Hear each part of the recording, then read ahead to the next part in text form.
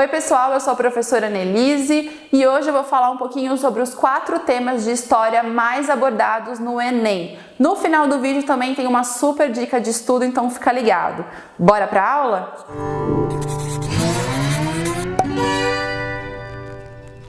Bom, antes de falar para vocês sobre os temas em história que o Enem mais cobra, é legal a gente contextualizar um pouquinho sobre o próprio exame, né? Para quem não conhece, para quem não sabe, o Exame Nacional do Ensino Médio, ele tem aí 20 anos, ele fez 20 anos ano passado, e no início, mais ou menos aí até 2009, ele tinha como objetivo primeiro ali e único de avaliar como que estava o ensino básico, o ensino médio no Brasil. Então você fazia a prova, meio que você era obrigado aí a fazer a prova para que o MEC pudesse ter uma noção de como que estava o ensino público, o ensino particular também no Brasil. A partir de 2009, o exame começou a ser usado ou de forma total com o SISU ou de forma parcial por algumas universidades, como hoje a Unicamp faz, por exemplo, para que você consiga ingressar nesses cursos públicos ou particulares da universidade. Então é muito interessante como hoje, né, o Enem se tornou aí super importante para quem quer ingressar e fazer uma faculdade. É por isso que a gente tem que ficar bem atento na hora de estudar para esse exame. O exame basicamente, né, a prova, ela é dividida em 4 grandes áreas. Então a gente tem a área de ciências humanas e suas tecnologias, a área de ciências biológicas e suas tecnologias, de ciências exatas e suas tecnologias e de linguagens, tá? Fora isso também tem a grande temida aí redação. Então são 4 áreas mais a redação. Cada área tem mais ou menos aí 45 questões. Então ao todo são 180 questões mais a redação. A prova geralmente é dividida em 2 domingos. Então no ano de 2009, esse ano, o primeiro dia da prova vai ser no dia 3 de novembro. Então, nesse primeiro dia, você vai fazer a prova de redação, de linguagens e de humanas. E no dia 10 de novembro, você faz a de ciências biológicas e de ciências exatas, certo? Pensando na prova de história, especificamente, né, na prova de humanas aí, a área de história dá mais ou menos aí 10 questões, tá? Por que mais ou menos? Porque tem ano que são 11 questões, tem ano que são 9, enfim. E não se esqueça também que dentro dessas 10 questões, a gente também tem questões com tema de história da arte ou até mesmo questões interdisciplinares. Então o Enem costuma misturar um pouquinho de filosofia, de sociologia com história. Tá? Então você tem que ficar bem ligado também nas outras disciplinas. Basicamente, o objetivo então do Enem é pensar um pouquinho como a escola tem formado esse cidadão, né? Como ela tem formado o estudante para ser um cidadão crítico, consciente do seu entorno. É por isso que a gente tem prova de humanas, né, as provas de linguagens, essa ideia da redação com temas para você conseguir pensar, né, ajudar a melhorar o mundo à sua volta. Então é por isso que em história e na prova de humanas de forma geral aparecem temas importantes para você pensar o seu dia a dia, certo? Pensando na prova de história, então, vamos falar um pouquinho agora dela. É interessante você entender que a prova de história ela tem 80% aí das suas questões em história do Brasil. E isso vale para geografia também. Então, se você não gosta muito de estudar a história do Brasil ou se você deixa um pouco de lado, se atente para isso, porque basicamente a maioria das questões vai ter como foco história do Brasil. E isso não só para o Enem, tá, gente? Para outros vestibulares também. Bom, então vamos lá. Quais são então os 4 temas de história mais cobrados no Enem? O primeiro deles, e aí assim, basicamente nesses 20 anos do Enem é o que é mais cobrado, é o tema de segundo reinado. Então esse é um período muito longo da história política do país. Então o Dom Pedro II ele fica desde 1840 até 1889 no poder. Então é um período que tem muitos temas, muitos assuntos que podem ser abordados. E é por isso que é legal a gente ir dividindo por temas, por assuntos, para você não ficar muito perdido. Então pensando aí na história política desse momento, é legal você estudar um pouquinho sobre os partidos políticos, né, o conservador, o liberal, sobre o parlamentarismo às avessas que aconteceu no Brasil, então um tipo de parlamentarismo diferente do que acontecia na Inglaterra. Pensando agora também em sociedade, né? O que estava acontecendo nesse momento? A gente tem as leis antes da abolição da escravidão. Então a lei do sexagenário, do ventre livre, a própria lei áurea, né? Como que funcionava essas leis? Por que essas leis todas foram criadas e não teve abolição logo de cara? Então é legal você estudar essa área também. Pensando na economia, o período do segundo reinado foi o momento em que o café começou a aparecer assim em ascensão, né? Então aí a gente tem, a partir da economia do café para exportação, o surgimento das primeiras ferrovias no Brasil, o aumento da população para as cidades, principalmente em São Paulo, a vinda dos imigrantes europeus por conta dessa plantação de café, né, e por todas essas mudanças econômicas que estavam acontecendo. Então, também é um tema legal de você focar. Por fim, pensando também na questão externa desse governo do segundo reinado, a gente tem aí a Guerra do Paraguai, que foi um dos principais conflitos externos aí que o Brasil se envolveu. Então é legal você pensar por que o Brasil entrou na guerra, quais foram os motivos e principalmente as consequências da Guerra do Paraguai para a história política do Brasil, né, que vai chegar ali no início da República, na proclamação da República pelos militares. Aí também pensando um pouco na parte interdisciplinar, esse período do segundo reinado é um período muito forte na literatura brasileira. Então pode ser também que o Enem peça para você relacionar essas duas ideias. Então a gente tem o romantismo, tem o realismo, né? Muitos escritos do Machado de Assis nesse período.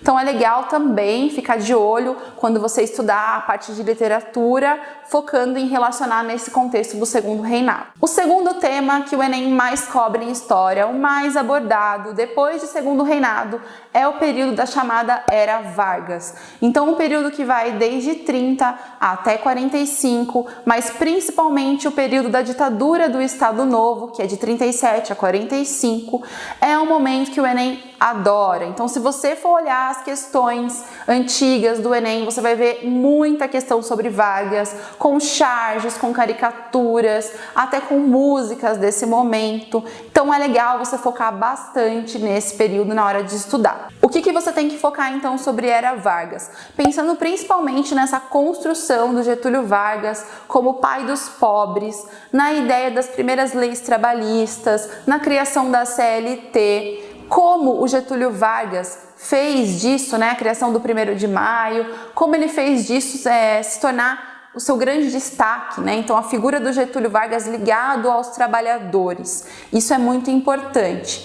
Além disso, por estar numa ditadura, né, o Getúlio Vargas o tempo todo investia muito em propagandas. Então, quando a gente tem uma ditadura, um governo que se coloca no poder não por meio de eleições, então ele precisa estar o tempo todo legitimando esse novo governo. Então, a gente vai ter as propagandas, os órgãos de propaganda que foram criados, como por exemplo o DIP. Então, assim, o que ele criava da sua imagem de pai dos pobres, de ligado às crianças, ligado ao trabalhador, tem muitas charges, tem muita propaganda em si de documento que é utilizado nas questões do Enem. Além disso, o contexto do Estado Novo, né, ele foi permeado também pelo contexto de história geral. Então é nesse momento que está acontecendo a Segunda Guerra Mundial, tem a participação do Brasil nesse conflito e também é um contexto de crise do liberalismo econômico. Então é legal você ficar de olho nessas relações também com história geral. Fazer tudo, né? Estudar tudo, né, gente? O terceiro tema mais cobrado no Enem também é de história do Brasil e é do período da República do Café com Leite. Então também é um longo período que vai de 1891 até 1930, com a Revolução de 30, e aborda ali dentro desse contexto muitos assuntos diferentes. Então, da mesma forma que o segundo reinado, é legal você ir dividindo isso em assuntos. Então, pensando na política, você pode se lembrar aí da própria política do café com leite, do voto de cabresto, do coronelismo, como esses acordos, esses mandos e desmandos eram feitos, né? Então, pensar como que funcionava isso. Pensando na sociedade, a gente tem nesse período várias revoltas populares. Então você pode voltar ali a estudar a Guerra de Canudos, a Guerra do Contestado, por exemplo, a Revolta da Vacina, a Revolta da Chibata, o próprio movimento do cangaço. Então são vários movimentos sociais e populares que foram muito fortes nesse período e que o Enem gosta muito também de colocar. Economicamente falando, além do café ainda ser um grande destaque, vocês podem também dar uma estudada, né, dar uma focada melhor ali também pensando nas indústrias, no crescimento dessas indústrias, na urbanização, do crescimento da classe média, dos operariados, do movimento operário.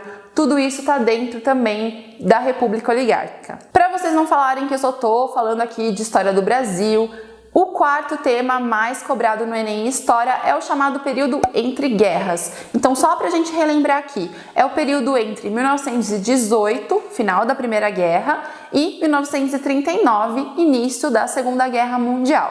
Esse é um período extremamente importante na história mundial, porque a gente tem ali a crise do liberalismo econômico, a ascensão do socialismo, a ascensão do nazismo e do fascismo, a crise de 29, a Revolução de 17, né, a Revolução Russa. Então, assim, são vários temas que estão acontecendo aí nesse momento e que mostram pra gente um novo momento político, econômico e social da Europa e até mesmo do restante do mundo. Então é legal você ficar atento entre esses vários assuntos dentro desse período entre guerras. Além desses 4 temas principais que mais são cobrados no Enem, é legal vocês estudarem bastante os conceitos. Então, pensando em conceitos econômicos, conceitos políticos, até mesmo assuntos que são voltados mais para a ideia da história factual. Então, em que momento aconteceu determinada guerra, determinada revolução,